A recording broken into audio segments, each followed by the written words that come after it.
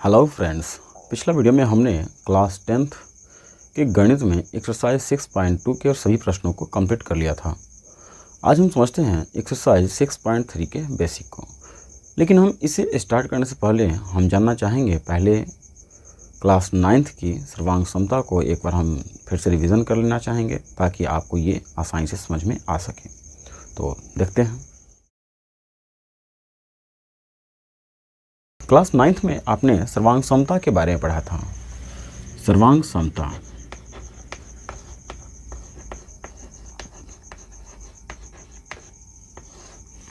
जिसमें आपने जाना था सर्वांग सम, सर्व मतलब सभी, अंग सम, यदि इसे हम संधि विच्छेद करें तो हो जाएगा सर्व अंग सम, सर्वांग सम। अर्थात सर्व मतलब सभी, अंग मतलब हिस्सा या भाग, सम मतलब समान, तो ये होता है सर्वांग सम। तो यदि हम सर्वांग सम के बारे में हम बात करें तो यदि कोई दो ऐसी आकृति जो एक दूसरे को पूरा यदि ढक लेता हो उसे हम कहते हैं सर्वांग सम आकृतियाँ।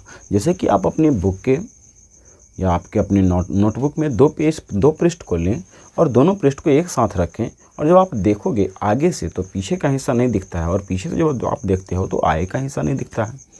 तो इस प्रकार से हम कह सकते हैं कि वो दोनों पृष्ठ एक दूसरे के सर्वांग सम हैं। हमने जब आपके 10th का ही जब 10.1 हमने स्टार्ट किया था उसमें में हमने सर्वांग सम और समरूप के बारे में बताया था।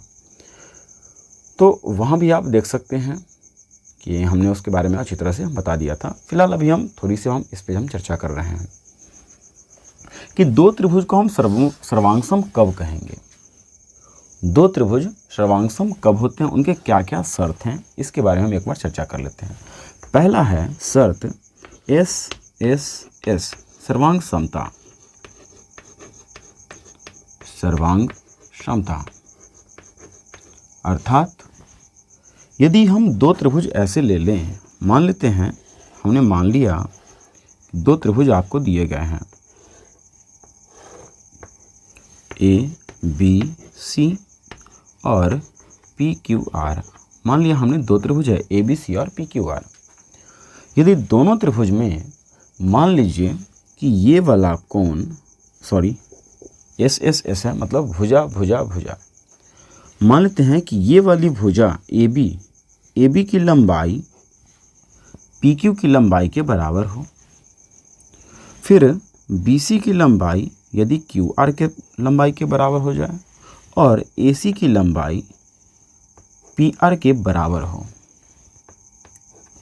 अर्थात यदि ABC की सभी संगत भुजाएं, संगत हम बात कर रहे हैं संगत, अर्थात AB है तो PQ, BC है तो QR और AC है तो PR, यदि होता है बराबर तो हम कहेंगे कि ये दोनों त्रिभुज जो होंगे, त्रिभुज ABC, यह सर्वांग सम होगा त्रिभुज PQR के। अर्थात इन दोनों के सभी अंग समान होंगे। हम यहीं पे एक और बात बताना चाहेंगे कि यदि दो त्रिभुज सर्वांग सम होते हैं तो उस स्थिति में इनके सभी संगत भुजा और सभी संगत कोण भी बराबर हो जाते हैं। हम उसे कैसे लिखेंगे? तो देखिए यहाँ पे हमने संगत की बात कहा था, तो संगत का अर्थ क्या होता है कि इसमें का AB, शुरू से हम यदि AB ले रहे हैं तो इसमें का शुरू से PQ। अर्थात यदि दो त्रिभुज सर्वांग सम हो रहे हैं तो AB के बराबर में होता है PQ। फिर यदि हम लास्ट से यहाँ पे हम यदि BC को लेते हैं तो BC के बराबर में हो जाएगा QR। और ठीक इसी प्रकार यदि हम इन दोनों में से इसमें से हम AC ले लें, AC, तो यहाँ पे हो जाएगा फर्स्ट लास्ट AC है तो यहाँ पे फर्स्ट लास्ट हो जाएगा AC के इक्वल में हो जाएगा PR। और इसी को हम कहते हैं संगत भुजा। और इसके साथ साथ इसके संगत कोण भी बराबर होंगे। अर्थात इसमें का एंगल A इसके एंगल P के बराबर हो जाएगा। एंगल A एंगल P के बराबर होता है। ठीक उसी प्रकार यदि एंगल हम B की बात करें तो एंगल B इसमें से एंगल Q के बराबर हो जाएगा और इसमें का एंगल C जो होगा वह इसके एंगल R के बराबर हो जाएगा। हम यहाँ से भी इस बात को कह सकते हैं कि पहला कोण एंगल A पहले कोण एंगल P के बराबर, दूसरा कोण एंगल बी एंगल क्यू के बराबर और तीसरा एंगल सी एंगल आर के बराबर। अर्थात यदि दो त्रिभुज सर्वांगसम होते हैं तो ये सभी चीज़ बराबर हो जाते हैं। इस बात को आपको हमेशा ध्यान में रखना है। अगला हम सर्वांग समता के दूसरी कसौटी को समझते हैं। दूसरा आपने पढ़ा था SAS सर्वांग समता। सर्वांग समता इसमें हमने कहा था यदि इसमें आपने पढ़ा है कि यदि मान लीजिए कि दो त्रिभुज आपको दिए जाएं,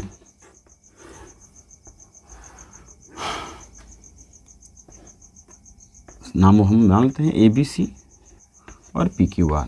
फिर से हमने वही लिया है, कोई दिक्कत नहीं है इसमें। नाम ये है कि दो भुजा और बीच का कोण।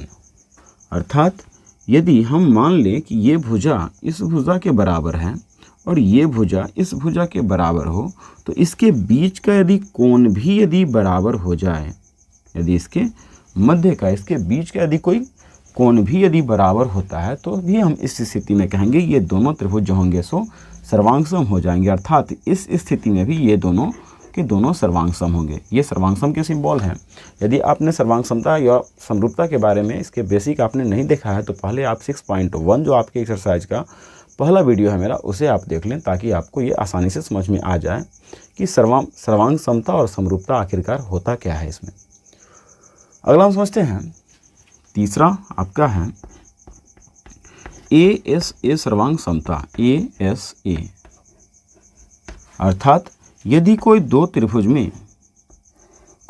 लिया जाए जिसमें हमने मान लिया नाम ABC और PQR, यदि इन दोनों त्रिभुज में यदि यहाँ पे कह रहा है कि दो कोण अर्थात ये कोण मान लिया हमने इस कोण के बराबर है, ये वाला कोण इस कोण के बराबर हो और इसके मध्य की भुजा अर्थात ये वाली भुजा AB PQ के बराबर हो, तो यहाँ पर देखिए A भुजा S फिर से कोण A अर्थात एंगल साइड एंगल।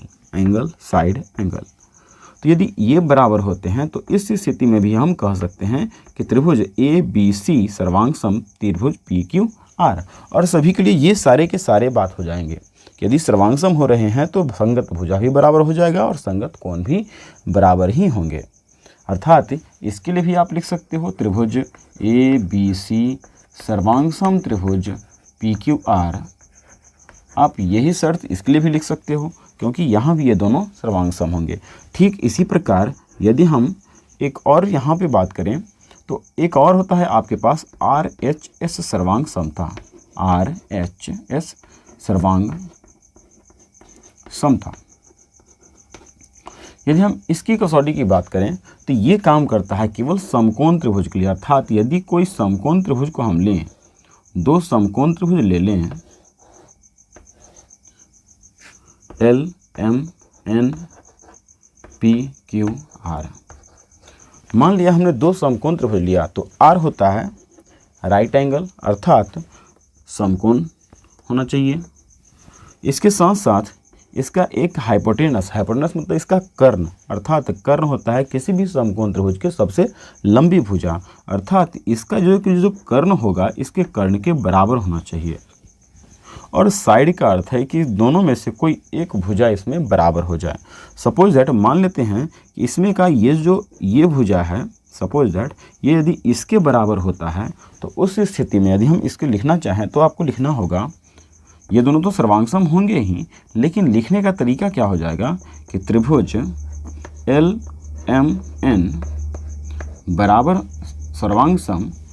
देखिए यहाँ पे LMN, यदि हम यहाँ पे LMN लिख रहे हैं तो यहाँ से LM उसमें का बराबर है QR के, तो लिखना पड़ेगा आपको LMN, तो आपको लिखना होगा RQ क्योंकि LM के बराबर में है RQ। आप QR को नहीं लिख सकते हो क्योंकि यदि आप QR लिखोगे तो आपको लिखना QRP आपको लिखना होगा। तो यदि आप QRP लिखोगे तो RP लास्ट में आ जाएगा, जो यहाँ पर LMN इसमें कर्ण की तरफ हम जा ही नहीं रहे। LMN हम यदि साइड से चल रहे हैं तो आपको साइड से ही चलना होगा। अर्थात यदि हम इसको ले रहे हैं तो हमको तो यही लेना होगा, लेकिन हम राइट एंगल को बीच में ले रहे हैं तो आपको राइट एंगल यहाँ भी बीच में लेना होगा, अर्थात आर क्यू पी। और इस प्रकार से हम कह सकते हैं कि ये सभी के सभी सर्वांग सम होंगे। अभी हमने सर्वांग समता के 4 नियम को ही समझा था, जिसमें पहला था, अभी हमने बताया था S S S S A S, अभी हमने बताया 4 एस एस एस सर्वांग समता, एस ए और आर एच एस।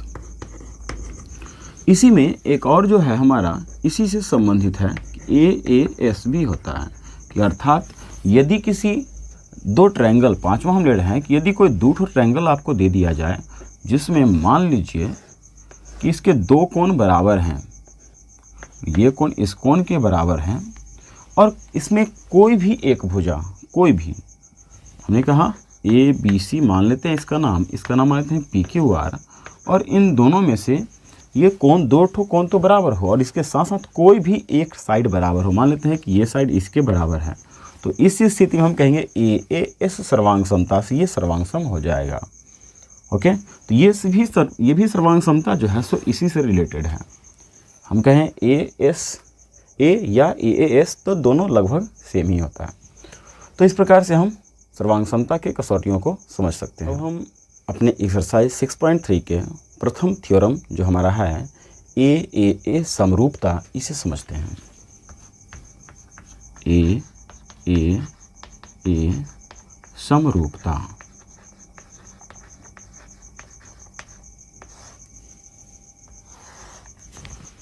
समरूपता अर्थात यदि 2 त्रिभुज यदि एक समान दिख रहे हैं तो उसे ही हम कहते हैं समरूप। यह आपने पढ़ा था पीछे 6.1 में कि यदि 2 आकृति एक समान दिख रहे हैं, जैसे कि एक छोटा सा हम सर्किल ले लें, एक बड़ा सा सर्किल ले लें, तो दिखते तो दोनों एक समान हैं, है ना, दिखने में तो दोनों सर्किल ही है, लेकिन ये समरूप है। केवल एक समान हमको दिख रहा है, ये एक दूसरे को ढक नहीं सकता है, ये समरूप है, सर्वांगसम नहीं।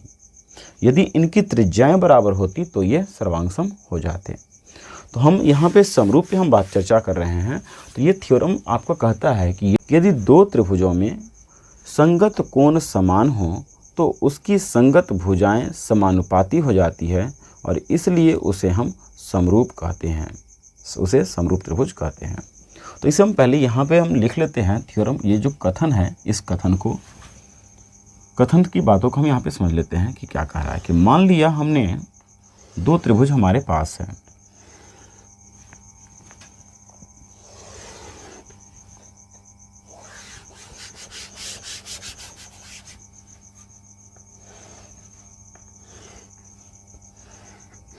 हमने यहाँ पे 2 त्रिभुज को ड्रॉ कर लिया। सपोज दैट ये आपका है ए बी सी और ये है पी क्यू आर।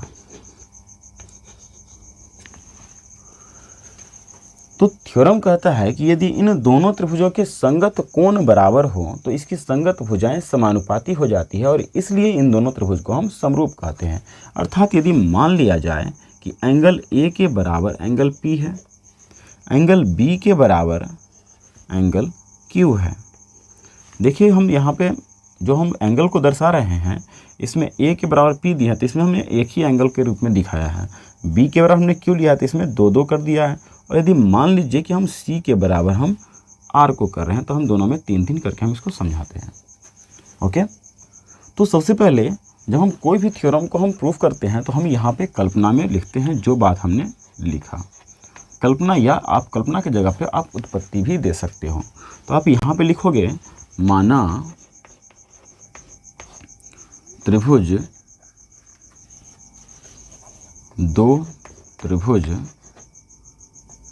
लिख ही देते हैं। त्रिभुज माना 2 त्रिभुज ए बी सी तथा पी क्यू आर के संगत कोण पी क्यू आर है, जिसके संगत कोण एंगल ए बराबर एंगल पी, एंगल बी के बराबर एंगल क्यू तथा एंगल सी के बराबर एंगल आर है। तो हमें सिद्ध करना है, तो हमें सिद्ध करना है कि त्रिभुज ABC समरूप त्रिभुज PQR। अर्थात क्वेश्चन के शर्त को देखिए तो क्वेश्चन में क्या बोला था कि संगत कोण समान हो तो संगत भुजाएं समानुपाती होती है। अर्थात इसलिए उसको हम समरूप कहते हैं। अर्थात क्या हुआ, समरूप क्यों कहते हैं, क्योंकि उसकी संगत भुजाएं समानुपाती हो जाती है। समानुपाती कहने का अर्थ यहाँ पे हम देखें तो AB बाई PQ बराबर हो जाएगा BC बाई QR और यहाँ से हो जाएगा AC बाई PR। तो ये हमने जो माना, थ्योरम का जो कथन था, कथन के अनुसार जो हमने माना, उस बात को हमने कल्पना में लिख दिया। अब कल्पना की जगह पे आप उत्पत्ति भी लिख सकते हो। अब किसी भी थ्योरम को प्रमाणित करने का मुख्यतः 3 स्टेप होते हैं। पहला तो कल्पना, जो आपने थ्योरम के अनुसार जो लिखा वो। दूसरा स्टेप रचना, यदि आवश्यकता हो तो रचना। सेकेंड स्टेप है हमारा रचना, यदि आवश्यकता है तो रचना के बारे में लिखेंगे, और यदि रचना की आवश्यकता नहीं है तो इसे छोड़ देते हैं। और थर्ड स्टेप होता है हमारा उसका प्रमाण। तो पहले हम रचना के बारे में यहाँ पे हम चर्चा कुछ कर लेते हैं, हमें कुछ रचना की आवश्यकता होगी। हमने क्या किया कि AB के बराबर PQR था। मान लीजिए कि AB के बराबर हमने यहाँ से P मान लेते हैं, यहाँ पे CD का यूज नहीं हुआ, D मान लेते हैं कि AB के बराबर PD, AB बराबर PD तथा AC के बराबर हमने D के बाद यहाँ पे मानते हैं E, AC के बराबर AC बराबर PE खींचा तथा EF को तथा DE को मिलाया। इतना काम हमने रचना में मान लिया। हमने क्या किया, यहाँ से इसको मिला दिया। अब हम बात करें इन दोनों में, तो हम प्रमाण की अब बात कर रहे हैं। प्रमाण त्रिभुज ABC तथा त्रिभुज PDE में, यदि हम इन दोनों त्रिभुज में यदि हम बात करें तो देखिए कि यहाँ पे क्या क्या दिया था प्रश्न में। तो हमने क्या किया, AB बराबर है दोनों में, AB बराबर इसमें का PD, फिर AC बराबर है PE, और ये दोनों कहाँ से है, तो ये दोनों है रचना से। रचना में हमने इसको माप करके काटा था, रचना से। और साथ साथ एंगल A के बराबर में है एंगल P, और ये कहाँ से है, तो कल्पना से। ये हमने कल्पना में ही ले लिया था कि A बराबर P है, B बराबर Q है और C बराबर R है। तो यहाँ पर हम देखें तो SAS अर्थात इसकी दो भुजाएं AB बराबर PD और AC बराबर PE है, और इस दोनों के बीच का जो कोण है A वह P के बराबर है। तो हम यहाँ पर लिख सकते हैं, इसलिए SAS सर्वांग समता से त्रिभुज ABC सर्वांग सम त्रिभुज PDE। तो यहाँ पे हमें मिल गया कि दोनों त्रिभुज सर्वांगसम हो गए। और हम जानते हैं कि अभी हमने कहा था कि दो त्रिभुज सर्वांगसम होते हैं तो उसकी संगत भुजा तो बराबर होते ही हैं, साथ साथ उसके संगत कोण भी बराबर हो जाते हैं। अर्थात एंगल B के बराबर हो जाएंगे एंगल D, और एंगल C के बराबर हो जाएगा एंगल E। तो हम यहाँ पे लिख सकते हैं, इसलिए angle PDE equal angle A B C, sorry यहाँ पहले इसको लिख लेते हैं, ए बी सी वाला पार्ट है तो पहले ए बी सी वाला, ए बी सी बराबर एंगल पी डी ई तथा angle A C B equal angle P E D, ये दोनों बातों को हम लिख सकते हैं। अब देखिए यहाँ पे हमारे पास क्या क्या आया। यहाँ से हम देखें तो b के बराबर में d है और b के बराबर में q भी है। फिर उसी प्रकार c के बराबर में e है और e के बराबर में r भी है। तो इसका मतलब देखिए कि ये वाला कोण इस ट्रायंगल में यदि हम बात करें तो ये एंगल इस एंगल के बराबर हो जाता है। तो हम यदि मान लें, यदि हम इनको मान लें समीकरण 1, सॉरी ऊपर में हमने कोई समीकरण नहीं माना है, इसे हम समीकरण 2 मान लें, तो हम यहाँ पे लिख सकते हैं समीकरण 1, 2 तथा कल्पना को देखें तो कल्पना में कहता है b बराबर q है और जबकि यहाँ पे हमारा b बराबर d आ रहा है। तो हम क्या एंगल PDE बराबर एंगल PQR, और यदि हम यहाँ पर देखें या आप यहाँ पे कर सकते हो, ये कौन सा है, यहाँ पर देखिए ये दोनों जैसे ही बराबर होंगे तथा करके हम उसको भी लिख लेते हैं, तथा एंगल ठीक इसी प्रकार एंगल PED और यहाँ पे लिख लेते हैं angle PED equal angle PRQ, और इन दोनों को यदि हम देखें तो ये दोनों हैं संगत कोण कैसे, देखिए जैसे ही ये एंगल इस कोण के बराबर होता है और ये भुजा ऐसे गई है, ये ऐसे है, ये कोण इसके बराबर है और ये वाला कोण इसके बराबर है। इसका मतलब क्या हुआ कि ये दोनों समानांतर हो गया। आपने पढ़ा था कि जब दो समानांतर रेखा को कोई तिर्यक रेखा काटती है तो संगत कोण बराबर होते हैं। तो यहाँ पे तो संगत कोण बराबर हो रहे हैं, और यदि संगत कोण बराबर हो रहे हैं इसका अर्थ है कि ये दोनों रेखाएं समानांतर हैं। संगत समानांतर को जब तिर्यक रेखा काटती है तब संगत बराबर होते हैं, और संगत यहाँ पे बराबर है इसका मतलब ये दोनों रेखा समानांतर है। तो हम यहाँ पे लिख सकते हैं इसलिए DE समानांतर QR। और फिर आपने पढ़ा था थेल्स प्रमेय कि किसी त्रिभुज में एक भुजा के समानांतर खींची गई रेखा शेष दो भुजाओं को समान अनुपात में विभाजित करती है। तो हम इसलिए लिख सकते हैं, इसलिए थेल्स प्रमेय से हम यहाँ पे लिख सकते हैं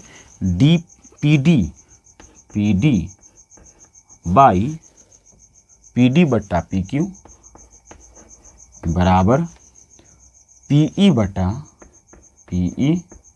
बाई PR,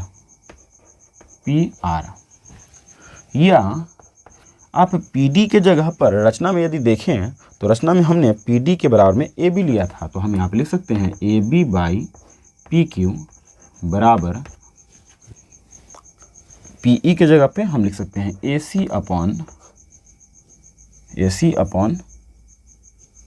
PR। तो यहाँ पे हमें ये दोनों भुजाएं मिल जाती है। अब यहाँ पे समझने की बात क्या है सो समझते हैं। देखिए यहाँ पे थेल्स प्रमेय में आपने पढ़ा था कि PD बट्टा DQ बराबर PE बट्टा ER, किंतु जब हमने थेल्स प्रमेय से संबंधित कुछ मुख्य तथ्यों में हमने इसे तोड़ करके बता दिया था कि PD बाई PQ, यदि हम इधर से लेते हैं PD बाई टोटल तो उधर से लेना होगा PE बटा टोटल। और इसी सिद्धांत का हमने यहाँ पर प्रयोग किया है क्योंकि हमें साबित ये करना है कि दोनों की भुजाएं समानुपाती हैं। और इसे शो करने के लिए हम यहाँ पर देखें यदि ध्यान से तो यहाँ पे हमें एक बात यहाँ से मिल भी चुका है कि AB बटा PQ बराबर AC बटा PR। तो दो भुजा हमें मिल जाते हैं। और समझते हैं इसी प्रकार यदि BA के बराबर में यदि हम QD लेते हैं, BA बराबर QD तथा BC बराबर